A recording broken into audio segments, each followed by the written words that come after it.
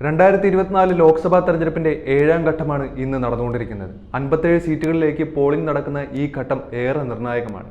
ഒരു മാസം മുമ്പ് വരെ പ്രധാനമന്ത്രി നരേന്ദ്രമോദി വലിയ പ്രതിസന്ധികളൊന്നും ഇല്ലാതെ കഴിഞ്ഞുപോയി. എന്നാൽ ആ വിലയിരുത്തൽ കാറ്റിൽ പറത്തുന്ന അവസ്ഥയാണ് ഇപ്പോൾ പ്രതിപക്ഷ പാർട്ടികൾ തെളിയിച്ചിരിക്കുന്നത്. അതായത് BJPക്ക് ഇനി കാര്യങ്ങൾ ഒട്ടും എളുപ്പമായിരിക്കില്ല. 2019 6ാം ഘട്ടം കഴിഞ്ഞപ്പോൾ BJPക്ക് 278 സീറ്റുകൾ ലഭിച്ചതായാണ് ഫലപ്രഖ്യാപനം വന്നപ്പോൾ വ്യക്തമായത്. അതായത് മൊത്തം ഭൂരിപക്ഷത്തിനേക്കാൾ 272 കൂടുതലായിട്ട് 6 സീറ്റുകളാണ് ലഭിച്ചിരിക്കുന്നത്. 5ാം ഘട്ടം കഴിഞ്ഞപ്പോൾ 238 സീറ്റുകളിലെ ജയമാണ് BJP ഉറപ്പിച്ചിട്ടുള്ളത്. 5ാം ഘട്ടം കഴിഞ്ഞപ്പോൾ 238 സീറ്റുകളിലെ ജയമാണ് BJP ഉറപ്പിച്ചിട്ടുള്ളത്. എന്ന് വെച്ചാൽ 6ാം ഘട്ടത്തിൽ മാത്രം 40 സീറ്റുകൾ ജയിച്ചുകൊണ്ടാണ് BJP കേവല ഭൂരിപക്ഷം തികയ്ക്കുന്നതെന്നാണ് അർത്ഥമാക്കേണ്ടത്. 2014 കിട്ടിയ BJPക്ക് 282 സീറ്റുകളിൽ മൊത്തം 10% സീറ്റുകൾ അവർക്ക് 2019 നഷ്ടമായിട്ടുണ്ടായിരുന്നു.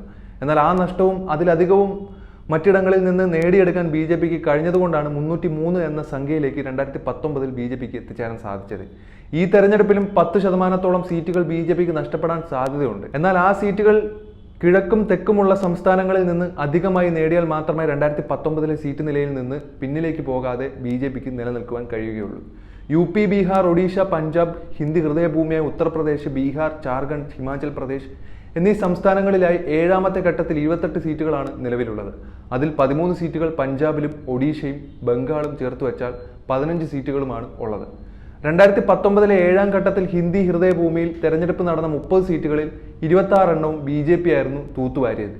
ഇത്തവണ BJP തൂത്തുവാരുമോ എന്ന കാര്യം സംശയമാണ്. BJP ഇന്ത്യ മുന്നണി തൂത്തു തുടയ്ക്കാനുള്ള സാധ്യതകളാണ് കൂടുതൽ കാണുന്നത്. ബംഗാളിൽ കഴിഞ്ഞ തവണ 6ാം ഘട്ടം കഴിയുമ്പോഴേക്കും 42 സീറ്റിൽ 18 നേടി BJP മുന്നിൽ നിൽക്കുകയായിരുന്നു. 7ാം ഘട്ടത്തിൽ പോളിംഗ് നടന്നപ്പോൾ 9 സീറ്റുകളിലും വിജയിച്ചുകൊണ്ട് തൃണമൂൽ കളം പിടിച്ചിട്ടുണ്ടായിരുന്നു. അതിനുശേഷം തൃണമൂൽ 22, BJP 18 എന്ന നിലയിലേക്ക് പോവുകയും ചെയ്തു. ഇത്തവണ ബംഗാളിൽ 2019 ആവർത്തിച്ചാലൊന്നും പോരാ BJPക്ക്. വടക്കേ ഇന്ത്യയിലുണ്ടായ മന്ദിപ്പ് ബംഗാളിൽ കൂടി നികത്താൻ സാധിക്കണം. അതിനുള്ള സാധ്യതകൾ നല്ല കുറവാണ്. കാരണം ബംഗാളിൽ CPMന്റെ ഉയർത്തെഴുന്നേൽപ്പ് ഇതിനോടകം സംഭവിച്ചു കഴിഞ്ഞു. ചുരുക്കി പറഞ്ഞാൽ മൊത്തത്തിൽ BJPയെ സംബന്ധിച്ച് 7ാം ഘട്ടം ഏറെ കഷ്ടപ്പാട് നിറഞ്ഞതാണെന്നാണ് വിലയിരുത്താൻ സാധിക്കുന്നത്. 303 എന്ന സംഖ്യയിൽ നിന്ന് താഴോട്ട് പോകാതിരിക്കാൻ ഏതറ്റം വരെയും BJP പോകും. പക്ഷേ ആ അറ്റം 0-ലേക്ക് എത്തുമെന്നതാണ് മറ്റൊരു യഥാർത്ഥ വസ്തുത. BJPക്ക് പരമാവധി സീറ്റുകൾ കുറയ്ക്കുക എന്ന ലക്ഷ്യത്തിലാണ് ഇന്ത്യ സഖ്യവും ഇടതുമുന്നണികളും ശ്രമിച്ചുകൊണ്ടിരിക്കുന്നത്. ഒരുപക്ഷെ മറ്റെല്ലാ തവണത്തേതിൽ നിന്നും വ്യത്യസ്തമായി അവസാന ഘട്ടമായിരിക്കും ഇത്തവണ BJPയുടെ വിധി നിർണ്ണയിക്കുന്നത്.